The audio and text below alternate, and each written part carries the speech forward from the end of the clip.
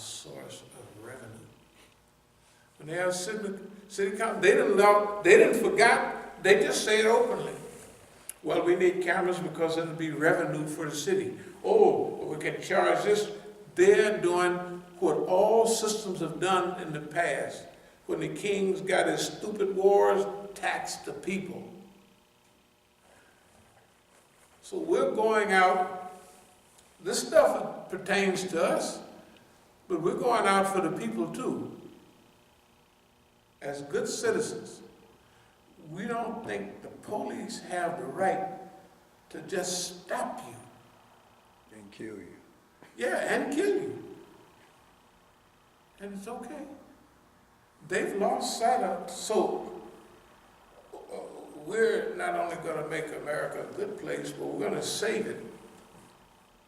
This includes a lot of other stuff like remove the reason for, if we got to take everybody's freedom away because 911, if we got to have everybody go through a line and you can't go visit the station and all of that, and you can't do this because of, we'll remove the problem. What's the problem? You. If somebody did something on 911, whether you did it or they did it, it's not the people. You can't take our rights away because somebody else did something. We got to, these are high drug, well, legalize drugs in. You know, so in my little experience, Right. that's how they've always thought. Because I remember, like it's a small thing, like on the job, years ago, you know, people would go in the office and use the phone, Right. you know, without permission. And so then what they do, they just tell the people, they tell everybody, Right. you can't use the phone in the office no more. Right. Why don't you just get the people that have been using the phone? Right. Why are you gonna punish everybody else that ain't been using the phone? Right. But that's just that's how they think. Yeah. So we got to go for the people. And the people aren't going to go for themselves. And the government will wear down your rights till pretty soon you will be a prisoner in your own house, which you already are. Okay, so just a few notes. So we're designing a legal strategy now. When I go back home, I'm gonna go run and lift a little iron, and for the rest of the time, I'm gonna be getting all the legal stuff and lining it up properly. And I'm gonna be thinking about Tuesday, going to get a lawyer tomorrow. If anybody wanna come, I'm gonna go downtown. Around 12 is a good time, just to jump up and down the room. And I'm gonna start doing that on a regular basis. You know, like we was doing a while back to the White House, the other place we like down there, Gallery Place. So on the legal suggestions, anybody have any suggestions? That's why I wanted the brother to watch. Okay. We know that they've been trying to assist the developers. Everybody in DC knows, especially for the Southeast, to get rid of black people. So we're going to do a lot of little posters and large posters and what have you. And I talked about the history of final notices. The final notice. The last final notices was for $3,000, and they showed a little picture of some potato chip bag that was down in the grass. You know. Okay. So technically what we are is this is a counteroffensive period. The second part of this is institution building, Masjid, schools, housing, shelters, treatment centers. But right now, the first thing is the legal issues for the next, that's the priority. We'll get back to, or we never left Masjid school, but right now, we gotta get this legal stuff together because the legal stuff will carry weight beyond ourselves. Okay, so what we want Oakland to be is what we call a liberation laboratory. Now you think about say students at Howard, say if they just study Masjid al-Islam, Clarence Reams, Imam Musa, Oakland Masjid, just with what they can get, not with nothing we saying. Can you imagine what they're going to come up with? And then they start putting a picture together. Now imagine other movements. We saying if you're a legitimate movement, study Masjid al-Islam, Oakland, D.C. Study the movement, As-Sabiqun. Just get as much research on it as you can. You're going to run across cases, lectures, and information that can help you thrive and survive. Because that's what they're going to pull up. That stuff is available. I even looked on that other day, and it didn't seem like they didn't put some more stuff on there from ICT. You see that? Yeah, they stacking stuff on from way back when. But it's good, you know. So, it looks like everybody is in on this. But no matter what agency or what people help, we're going to manage it our way to get the main results that we want. But I don't see any possibility of failure or anything in this because there's no failure, you know. Yeah. So anyway, Oakland Liberation Laboratory. So we're going to call all liberation movements to study Oakland, the historical, functional pattern of behavior of the government against the citizen, and how the citizen respond. So we're going to study ourselves, but we want everybody else to study us. Remember, the other movements didn't have time for that. They knocked them before. Look what we've done. We've given people a thing to study. They'll upgrade the COINTEL program. This touches international. This touches everything. They'll be able to go back. I saw some of the CDs 12, 15 years ago on deception. Deception, remember we were talking about when they capturing people over in Iraq and they showed the 4 guys, 2 of them was clearly white boys.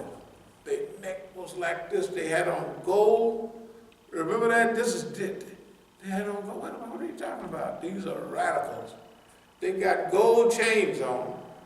And the white boys been lifting iron because their chest is, you know, you've been working out, you know what it takes to get there. Arabs don't look like that hard. It's the white boys that you see. You know what I mean? They got stocking caps on and everything. But we're telling them then, that must have been 2006. We're telling them in 2006 about the Israelis. You got to remember what we said. Everybody, oh, it was a tragedy in Lebanon. No. Bashir, this is good news. You know, now we telling them good news. And what do Hezbollah do? Hezbollah come out and whoop they behind. But Hezbollah is using combinations that the Zionists and Americans got 4th and 5th generation stuff. The Zionists at that time, they got 4th generation stuff.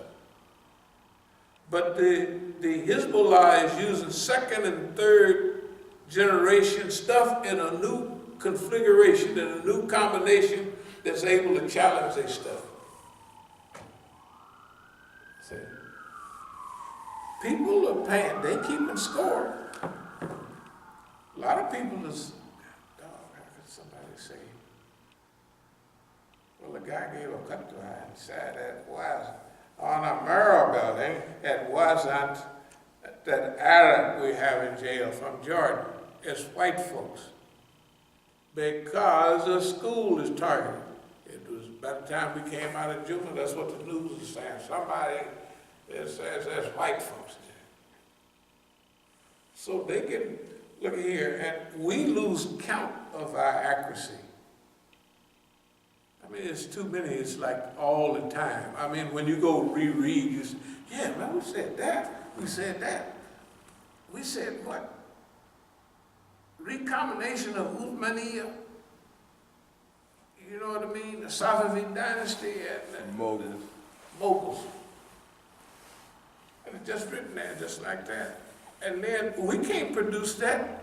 See, remember, all the stuff that we be, yeah, this is getting ready to happen. We have no power to do it. Never. We can't have no power in Lebanon to whoop the Israelis. We just said, yeah, boy, you Israelis. And the Israelis are crying physical tears on TV. They so bad they got to go back to 1974 to Entebbe to come out with something that they were slick on. Remember this new movie about Entebbe? Yeah, that was long. Idi Amin was in them days. You know, I don't want to be a historian, but I was in it.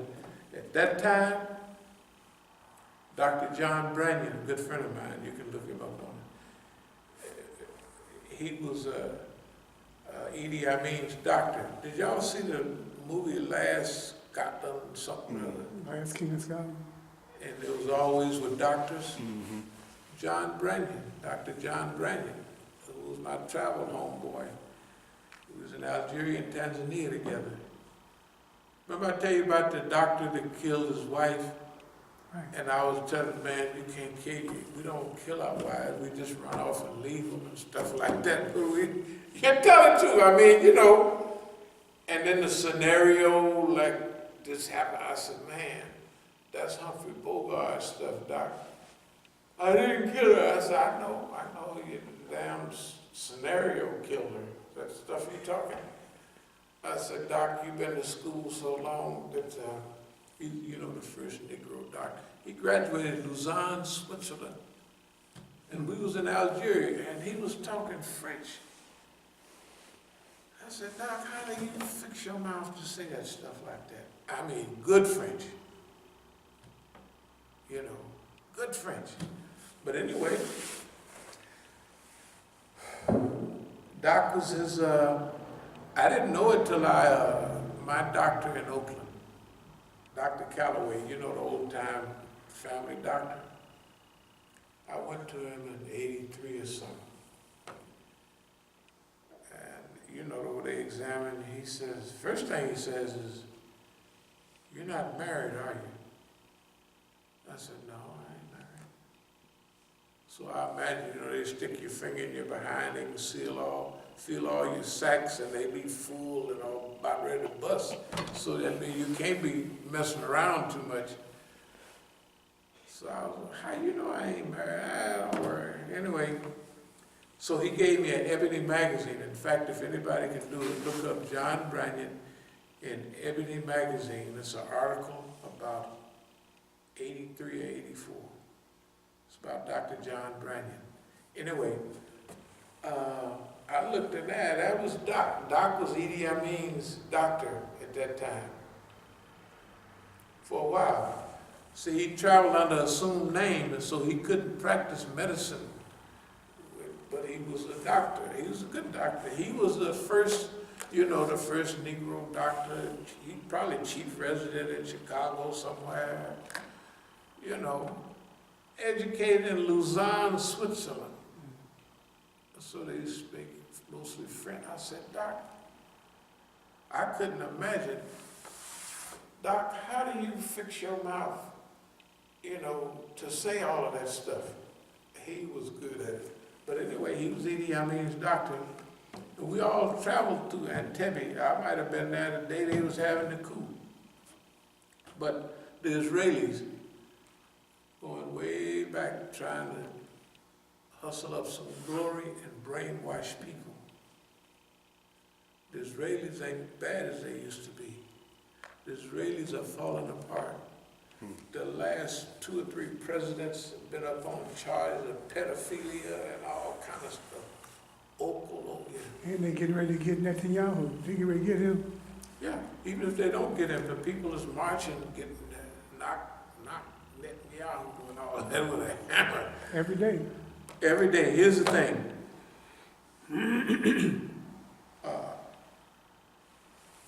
We shouldn't exaggerate our importance, but we shouldn't overlook what we've done and what we're doing. Remember, we are doing this stuff right now. And we always have been doing it. We're more in control of our life than they are of theirs. We have this to offer to people. Now we want to systemize it and we want people to study. Remember, Harrison was right, wasn't he? But he just couldn't get the message out. We're not going to, that's why we've been paying attention to all of this. We're not going to look at it and say, oh, this is what happened to him, this is what's going to happen to us. We said, no, that's what happened to the brother. That ain't going to happen to us. They ain't going to say, man, wasn't no such thing of Masjid al-Islam in 50, almost 100 years from now. And they going to say, it was Suraj Wahad, it was Abdul-Malik, it was these people, and no. Those people did a bad job. A terrible job. They had a platform about all this and ain't said nothing. I'm going to say this because remember we're in the public relations. We're going to be friendly. We ain't going to say this stuff much anymore. Our brothers must be crazy or something's wrong with them. To have all the platforms and never say nothing. Muslim minstrel show. That's probably why they feel bad, because they acted a fool and everybody laughed at them, not with them. They laughed at them, not with them. There's a difference for them. We don't care. So we thank y'all very much, but if anybody wants to come down tomorrow, maybe they could call me in the morning around 9 o'clock, 10 o'clock, or even 11, we'll figure out. My plan is to start going down. I want to go Tuesday, I'm going to figure out what legal approach to take. Not what legal approach, but which people. Whether hiring an attorney, whether going to, do they have a legal aid society here? I can find out. Yeah, find out what kind of legal stuff they got. If there's pro bono, a good Negro, not a good, just if he just anybody to do pro bono work, you know. And if we don't like that, we'll hire an attorney. Instead of asking for $5 million, we'll ask for $7 million, and then we'll say if you win, you can get $1 million, $1.5 million. They ask for more than that, but we're not going to make them super rich, you know. So, are there any questions or any comments? There's no questions tonight. No questions on that either? That's what I'm looking, no, there's no questions. Yeah. This one must have been a little too heavy for most. A lot of viewers. Huh? A lot of viewers, but not a lot of questions. Not any questions. Very good, very good. Well, dear believers, we thank y'all for watching. Stick with us. Encourage all your millionaire friends to help us with funds and what have you. You see, we're getting ready to check out the people. And you know everything they do with us has a price tag or penalty. Or if they cleaned up that property up there, they're going to send a $10,000 cleanup fee. All of that stuff. To get a reasonable attorneys is going to cost. We made it this long, but we would like for y'all to join in with us. And the last thing is,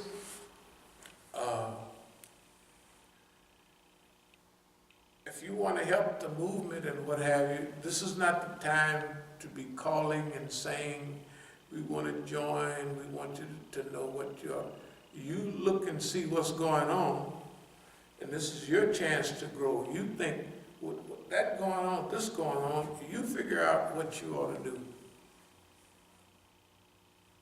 Instead of calling us, use your brains. Because remember, when we get up bigger, we're going to need big people that know how to think, not people who know how to just take orders from the captain. No, not indeed. But people who have some experience with associating one reality with another and coming out with a good analysis, a good process. So remember, talk to all your billionaire friends, which I know is a lot of y'all out there, to help pour Masjid al-Islam finish slapping the urine out of this mean old euro. For your sake, thank you very much. As-Sabiqun wa rahmatullahi wa barakatuh. Okay.